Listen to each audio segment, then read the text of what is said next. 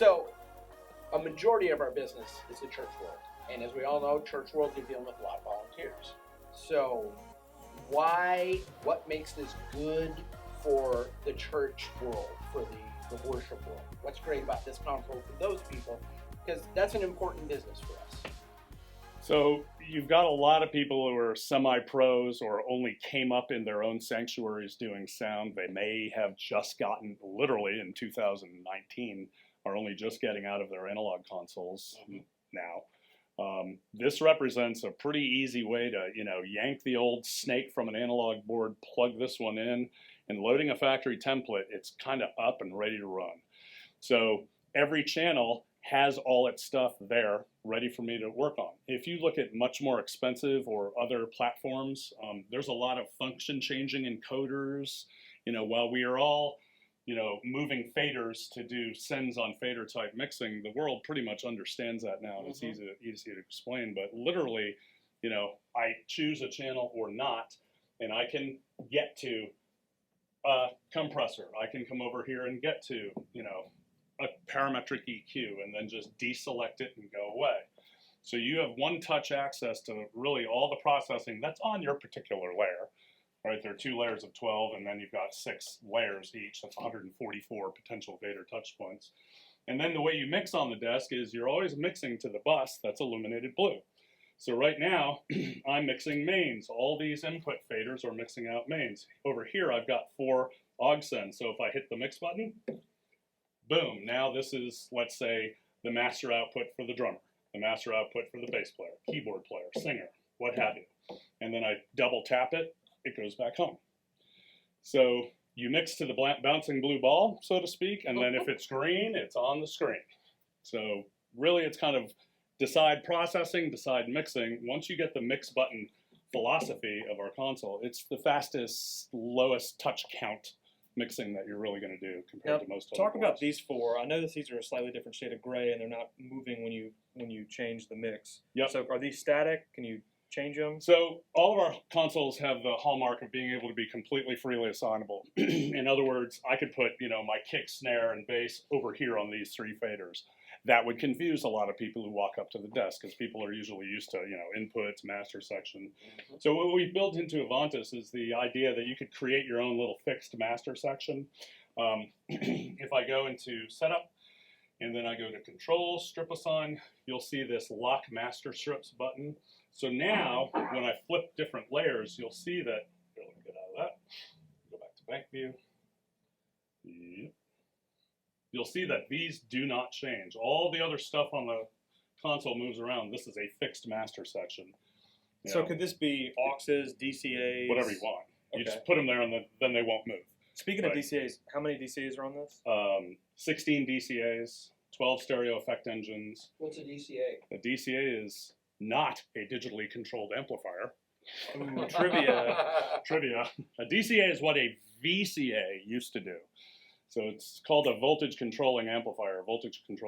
Back in the old analog days, your bigger consoles, say you want to take a drum set and raise and lower its level in its entirety without having to slide all the way, over to the far left-hand side of the console and grab all the faders at once. You could have all those drum channels assigned to a single VCA, and its voltage would raise and lower the drum channels. Now, the faders wouldn't move, but what it allows you to do is take clusters of things like a whole horn section, which may be down on layer 3 on these 4 faders, and then the drum set up here on these 6 faders, and I can have them all assigned to individual DCAs, and that way I can just do basic sort of level management or muting of them as a whole, right?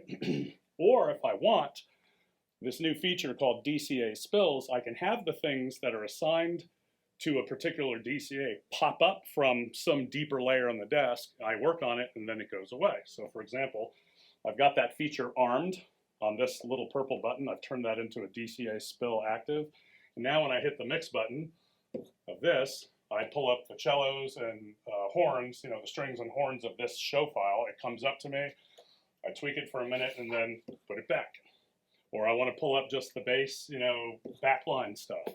Comes up momentarily, and then back to normal. That's really the quickest way to get around the desk, especially from a volunteer standpoint. You can basically just say drums, band, choir, preacher, video, iPod, any of the normal church inputs, and you can go to mix from your DCAs. That way they're not going through pages and pages and pages. You just hit the DCA you want, you see what you need to adjust, you get back at it. Now, how many churches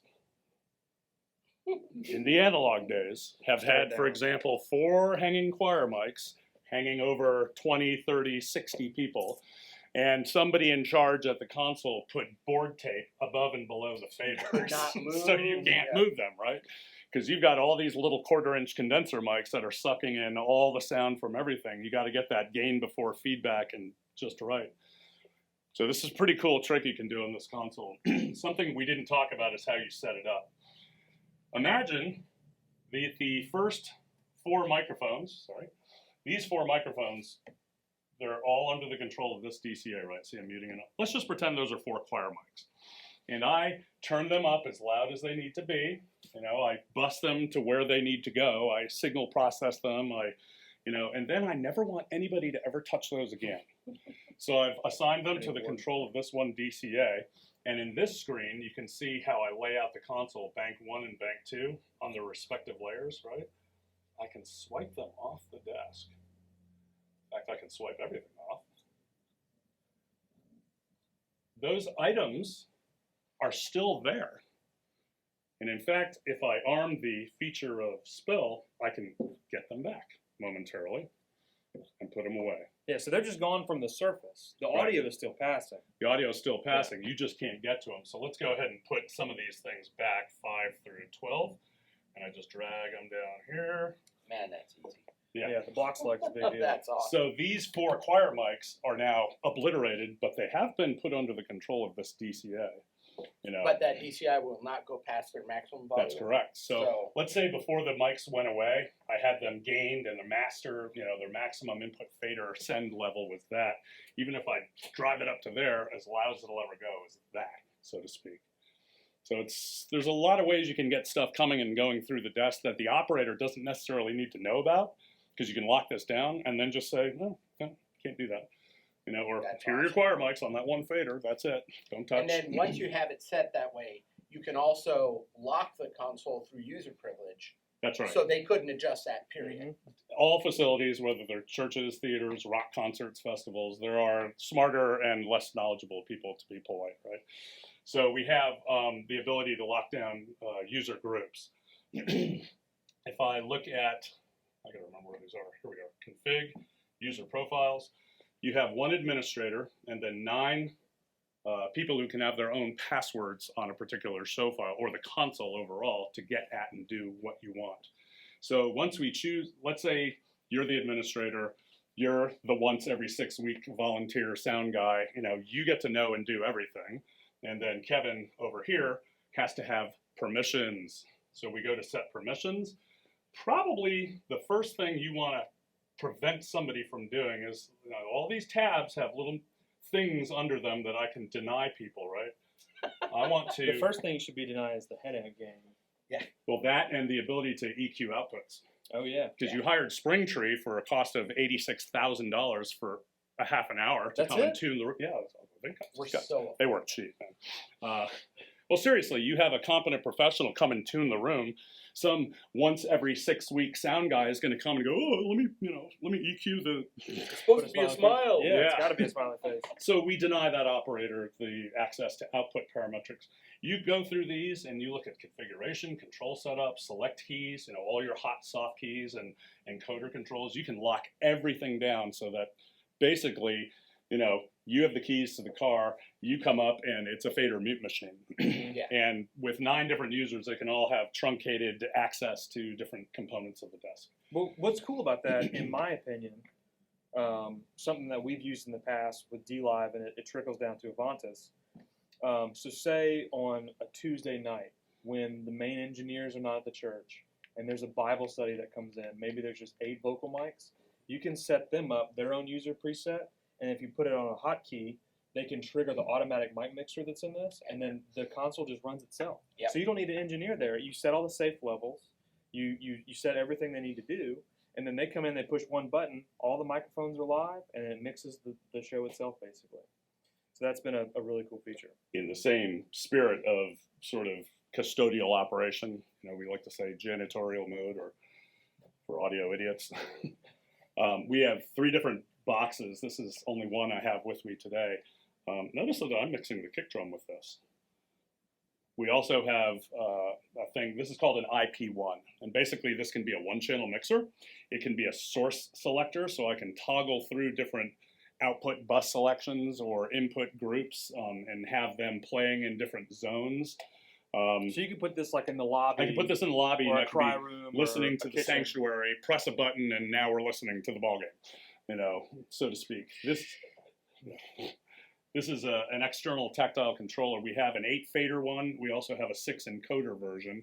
So you could have one of these 8 or 6 encoder versions on stage. There's no sound person present, and pastor or assistant pastor or the fundraiser person can run the console in a pretty truncated way. However, the biggest question we get is, does this actually pass audio? This is merely a controller, so there's no actual audio passing through. This is just being powered over PoE. So if you look at these things called controllers, you'll see a picture of an IP8. And right now, you could call these things up. I know it's just a kind of a 2-dimensional picture, but you can call these things up and run them from within the console, right?